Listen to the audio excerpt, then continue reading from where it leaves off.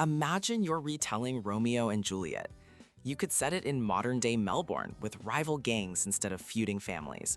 The language is different, the setting is new, but the core story, the tragic lovers, the cycle of hate, is still there. Now, what if you just took the names Romeo and Juliet and put them in a random space opera? It's a different story entirely. That first idea has textual integrity. The second one doesn't. Textual integrity is about respecting a story's DNA. It's the coherence, character logic, and thematic unity that makes a text work. When you adapt or transform a story, you're entering into a dialogue with that DNA. The goal is creative fidelity, a balance between your own creative freedom and faithfulness to the original's core. Go too faithful and it's just a copy.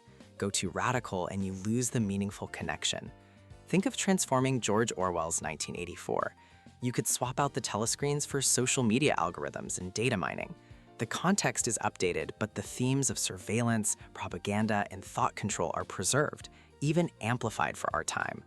The new version becomes a powerful commentary on how Orwell's fears are still relevant.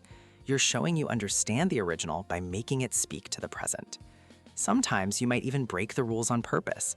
A feminist retelling might make a passive female character strong and active. This violates the original characterization, but it does so to critique the patriarchal values of the source text. The key is that every change must be purposeful.